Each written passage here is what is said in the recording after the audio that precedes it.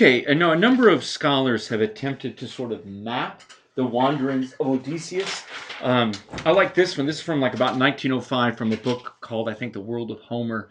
Um, Berard's theory of the wanderings of Odysseus. And so here's this. So where's Troy? Troy is over here, right? And where is Troy? I can't remember. I think Troy's over here. Anyway, it's in um, Turkey, right? So it I can't make it out of the map now anyway, but just really wandering all over the Aegean, the Adriatic, into the Mediterranean, and so on, just wandering everywhere, and under a logic of self-preservation, right? Because remember the argument. The argument is that the subject of the Enlightenment has lost. Their world's been disenchanted, and so they really don't have the old gods, the socially sanctioned values to struggle for, right? And instead, they have this technology, this enhancement of technology that allows them to pursue something like economic value or self-preservation or self-enhancement.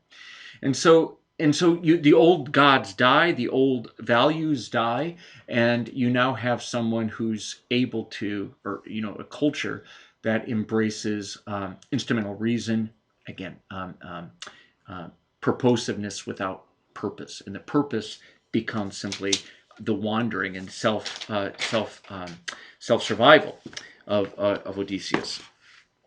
Okay, so here we go. So it begins then, and I really like this. So his argument right at the beginning is that the dialectic of enlightenment, especially in the adventures, looks like this: that each one of those 13 episodes, right, the moment on the island of the each one of these 13 episodes, right, has a god or a demonic force or demonic being or a magic power and a myth that sort of explains it. Probably, again, this is a desublimated form. If it was or the sublimated form, if it was desublimated, there was probably a cultist on each of these islands of people who maintained the myth and kept it going, but it wound up getting lost over time. Anyway, so each one of these myths, each one of these episodes, you have Odysseus and his band of merry rowers finding their way there, and then and so each one is a moment of myth,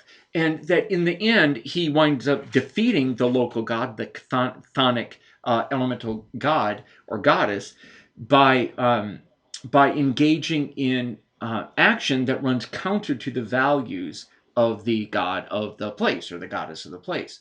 So the Homeric epic has a spirit that unites each of these myths. So I don't know. The image that I had was of it was like of a. I was raised Catholic, so like of a rosary bead or a rosary bead of rosaries, where it's the beads are the stopping point for each of the prayers, but you keep it right on moving, right, and that the whole thing forms a chain. And the same thing here, that each one of these episodes you can stop at and dwell at. It's got its own god and its myth and everything is kind of interesting, but it's just a moment. He flees it. So it's a fugue, a fleeing of each one of these things. So there's a song being sung. Literally, he's singing the song of each one of these islands and telling about it, but in the end, he's leaving it. And then, like I tried to say, that I think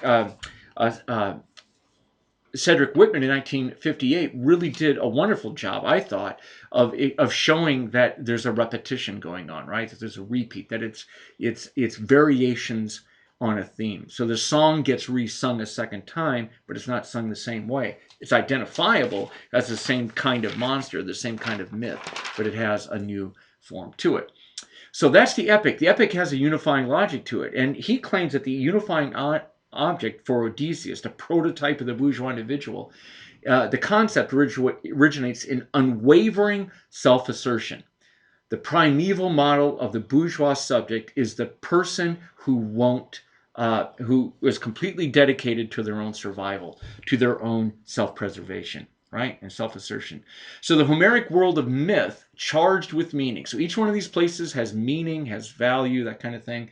But the epic poem destroys the meaning of each one of these places by subjecting it to classifying reason. So each one just becomes an instant and an unfolding odyssey. And so the local god doesn't win. You can imagine how different the story would have been if he'd have been eaten by the Cyclops, it would have come to an end as a tragedy. Here, it just keeps playing out as this epic poem, right, that has almost no end, that lives on in time. Odysseus somewhere is still wandering now. Okay, so each one of these little islands or episodes charged with meaning, but the epic winds up unifying it all under classifying reason. Again, another term, a substitute term for the Enlightenment. On page 30, she discussed of Nietzsche and the twofold character of the Enlightenment. Again, it both disenchants and it also leads to this empowering of pursuit of self-assertion and so on. So one of the things I want to pick up here is that Odysseus originated in from Carl Schmitt's terms, nomos of the land. He clearly was a landlord somewhere, an aristocrat with Ithaca, right? And that he adopted the nomos of the sea to become a seafaring person, traveling around, trading, negotiating, bargaining, mediating, giving up the old gods of a homeland and that kind of thing.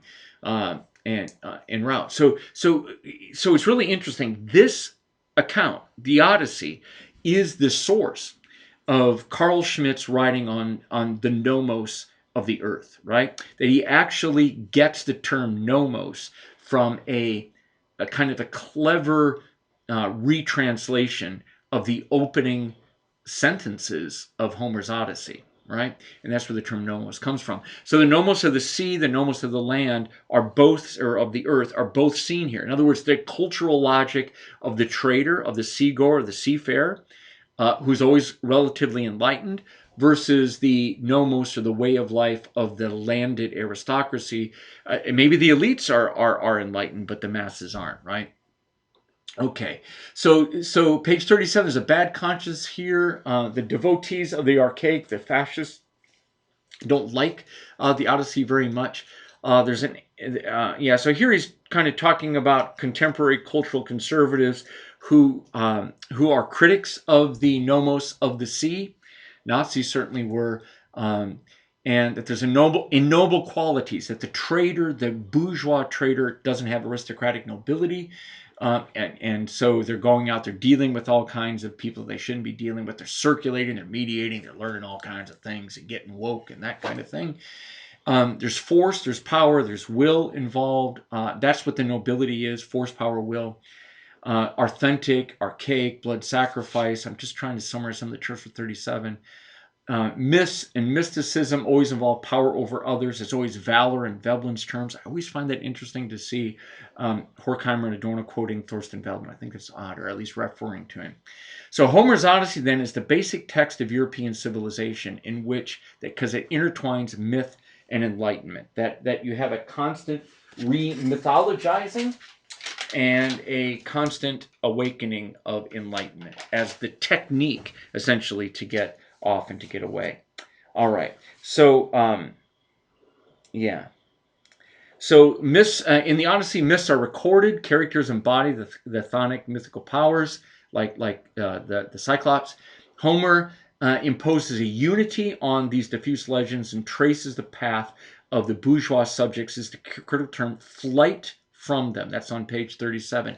The fugue, the flight from them, right? So this isn't a traditional round where the myth gets retold over and over again with an unvarying pattern. Instead, it's a fugue. It literally is a repetition, but it's a repetition with variation, right? And kind of systematic ones at that, as I was trying to show with Whitman's account of the parallel structure here. So there's a multiplicity of myths versus a single surviving ego. So the only person who survives is Odysseus. His self-preservation is the unifying logic. The unifying logic is not the preservation of his crew or the heroic self-sacrifice to save them.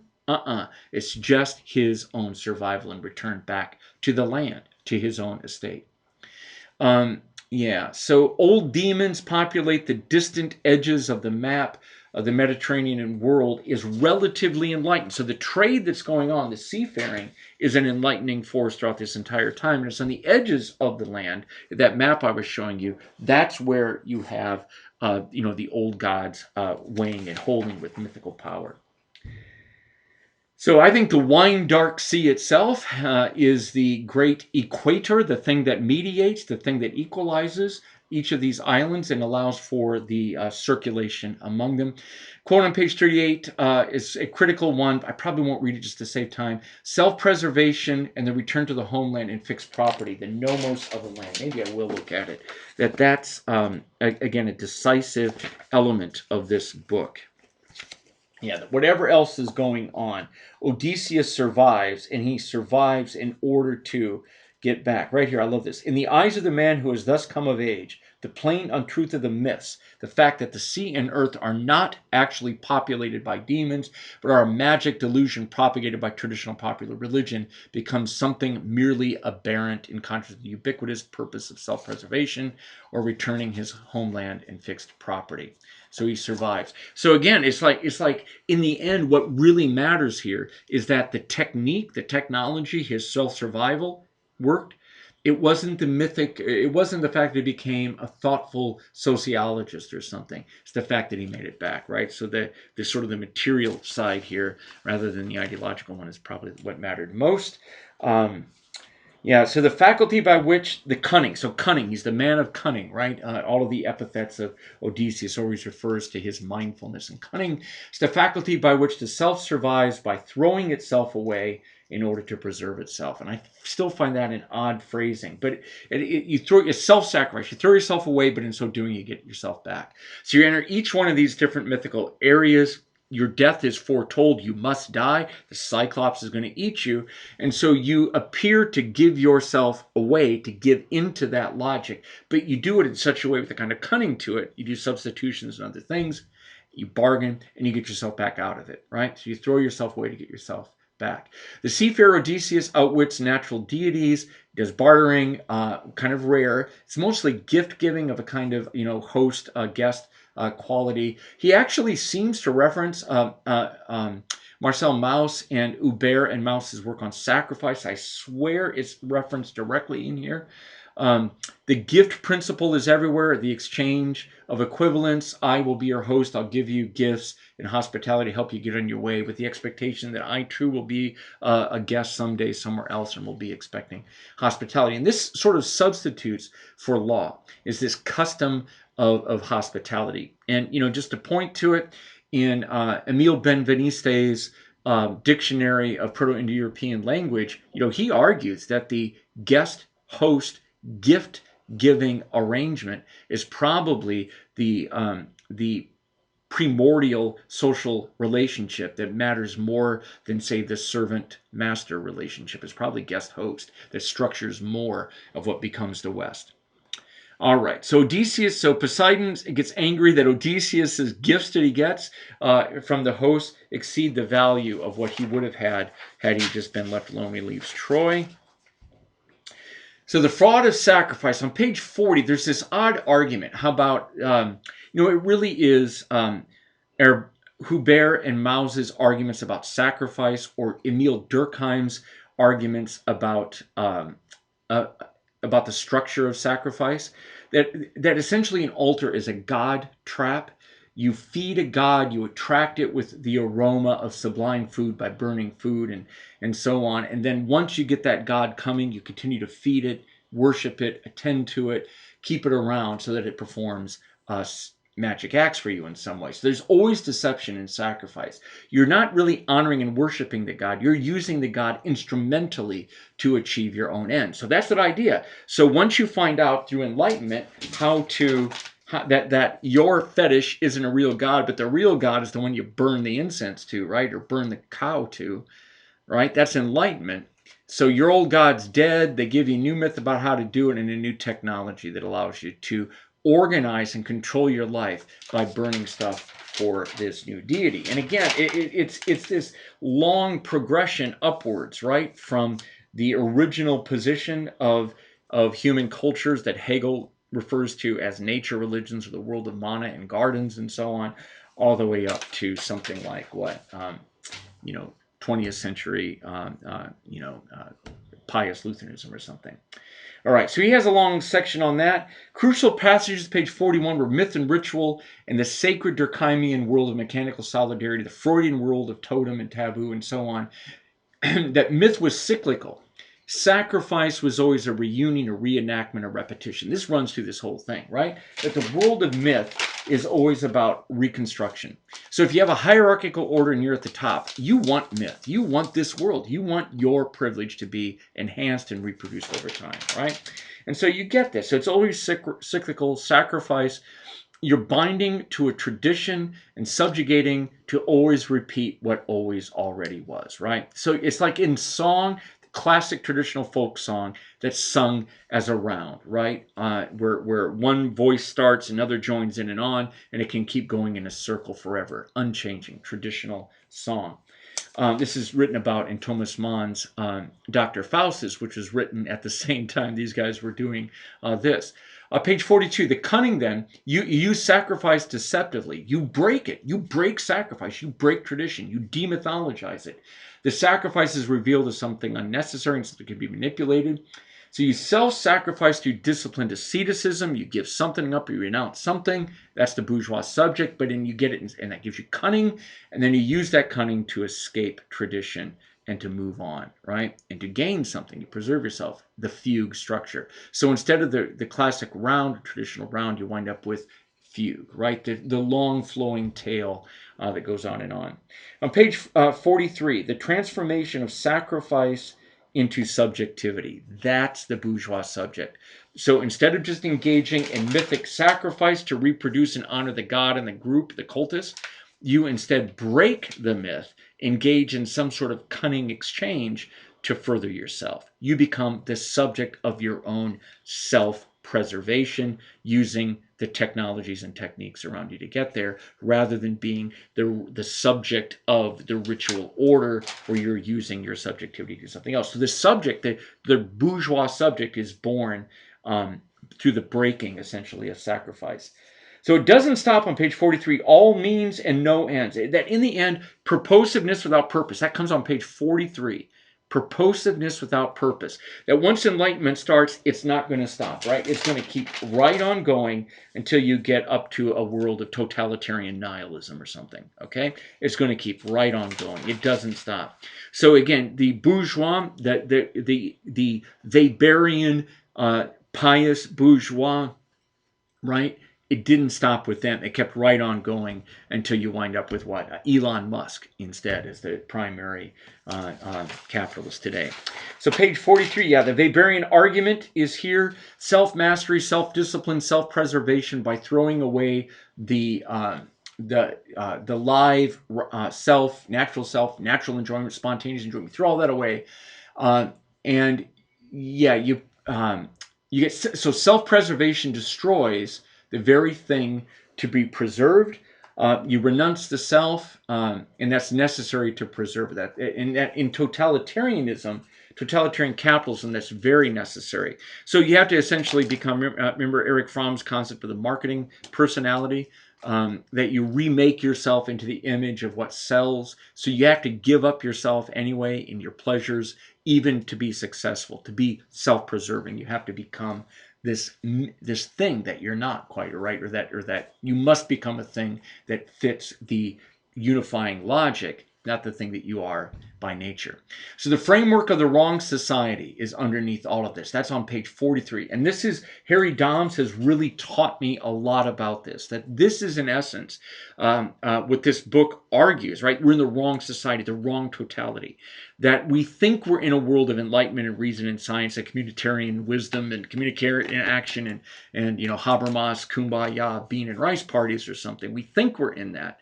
But what we're really in is something much darker, much darker. That's much harder for us to grasp and to be in. So our society, we have the wrong society. We have the wrong totality, right? And it's one that works against human beings as ends. Human beings are only preserved as means. That's Harry Dahms, who's written a lot about this and who hopefully can walk us through this soon. So Odysseus then is the Weberian burgher who is incessantly suppressing his impulses. Page 44 and 45, the Enlightenment subjectivity then presents itself in Weberian, even Lukashian terms here. The terms of Mann's Budenbrick's, Mann's Dr. Faustus, the person who becomes very ascetic, tight, self-controlling, self-managing in order to produce and get ahead. self-preserve.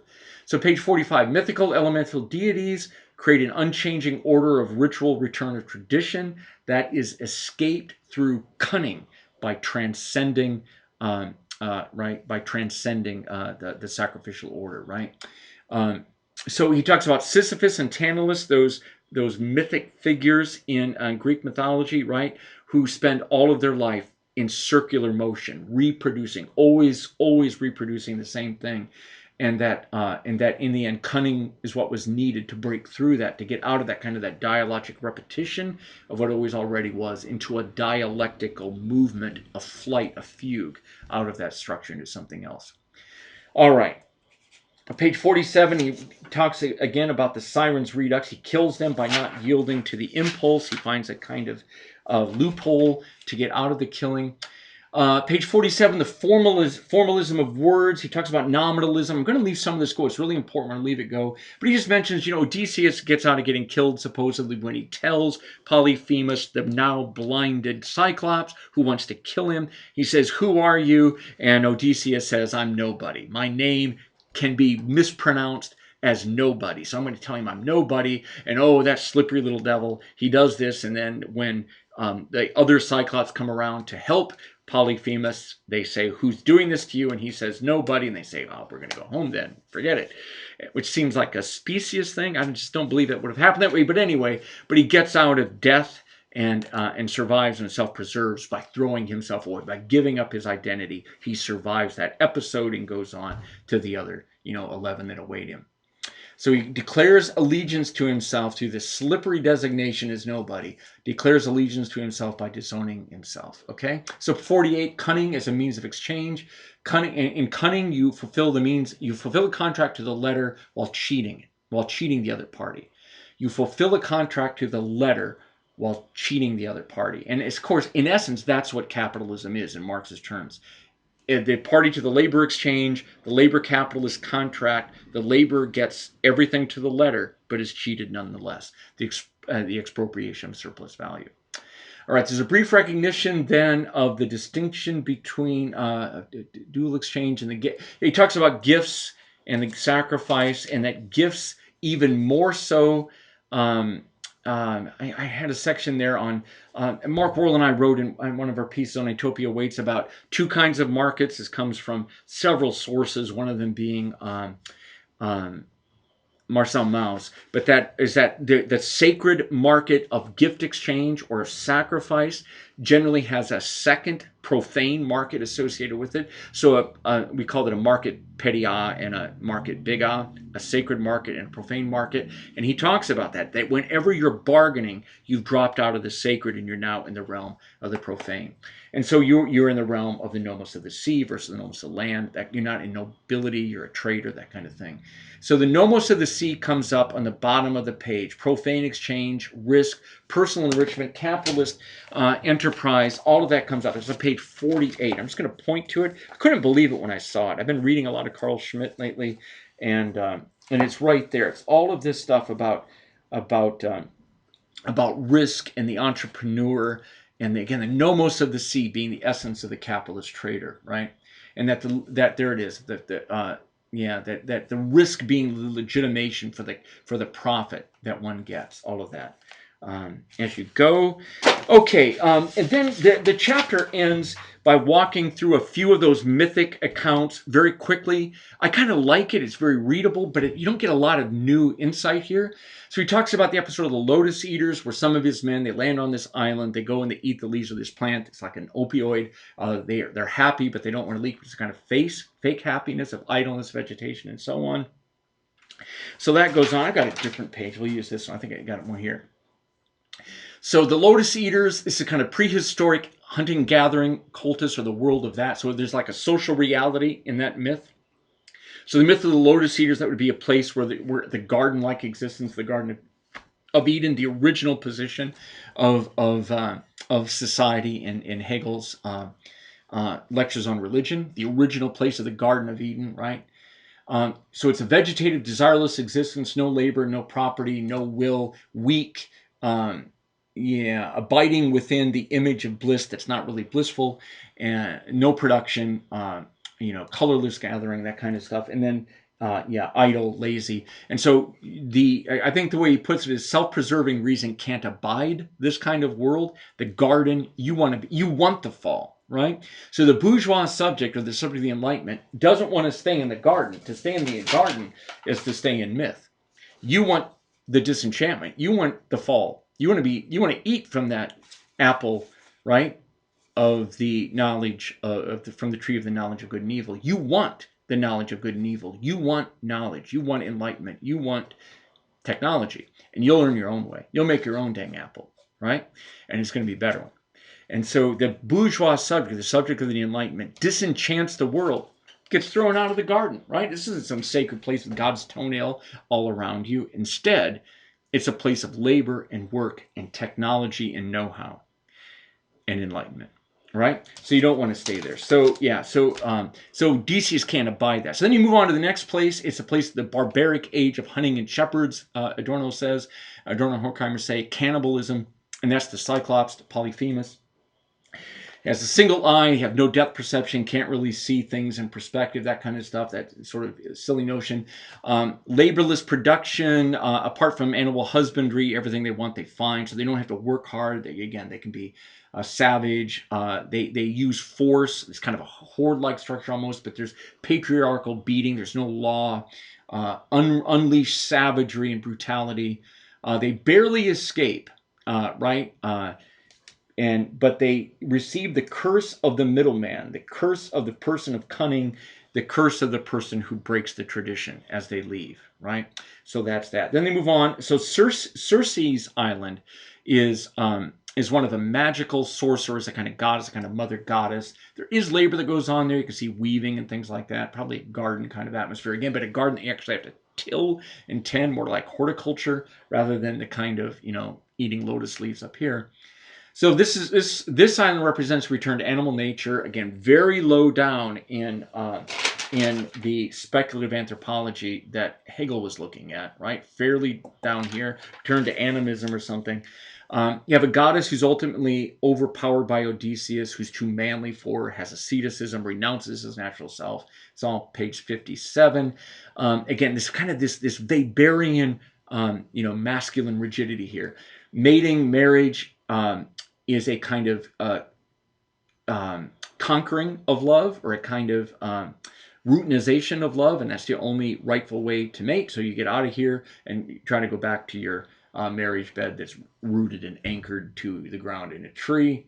Male self-preservation through renunciation and refusal. So hard-heartedness with no spontaneous action. So that's really interesting. Again, like another one of the qualities of the bourgeois Enlightenment individuals, that they're hard-hearted, they're tough. Those images of painted that the Dutch masters painting the faces of the bourgeois, merchants, hard-hearted faces that are scheming and judging and looking and that kind of stuff. So that's part of it too. The descent into Hades, I think that's the underworld of matriarchal shades. That's Adorno. But I think it's really the place where you get enlightenment, where myth goes to die and you get enlightened. So you get purposive patriarchal hardness, again, is what gets him through there. But it's the red realm of dead myths. You see that they're all dead. And disempowered deities are all gone, and he gets enlightened. He learns actually what has to happen. So he gets, again, a kind of clear vision of what's going to happen, or what's about to happen, and he gets some technology to get there, really in the kind of secrets of how to get through, skeleton keys, how to get through. Then there's Return to Ithaca. So you have the solace of the once upon a time is how the book ends. So you go through this battle, you kill a bunch of people, it's brutal. You get the nomos of the sea goes away, that kind of sea traders, mediation goes away, and now it's just brutal, putting down the boot and restoring the loss. You get the nomos of the earth at the very end. The nomos of the sea is gone. Again, some of that's me and Carl Schmitt. It's not exactly laid out in here, but I think it is. It just isn't quite laid out in overt language. The ultimate values for exchange, gods and experience, and so on. So settlement and the final prosperity that one arrives at when you finally arrive home at the end.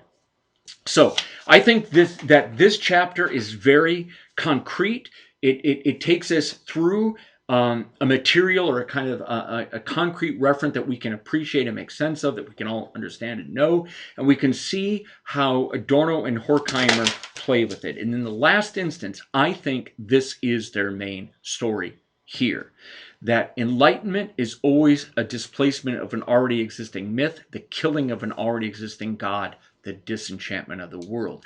That takes away the kind of fixed ends that people pursue and instead gives them enhanced means in the form of scientific knowledge and technology to achieve any end that they want. But they don't have an end. So they have all means, no ends. And so the end becomes mere survival, mere self-preservation, mere self-assertion. And then as you win and get control, you now become a ruling class. You get a myth surrounding you. So enlightenment always becomes myth again. And then it breaks through again, right? So that the long history of the West, at least, is a long history of the dialectic of enlightenment. Disenchantment, killing off the gods, but a reassertion of a new myth that justifies the use of other human beings as means to achieve an end, with the kind of mythical end being a kind of consolation or gift on the other side. And with that, we'll go.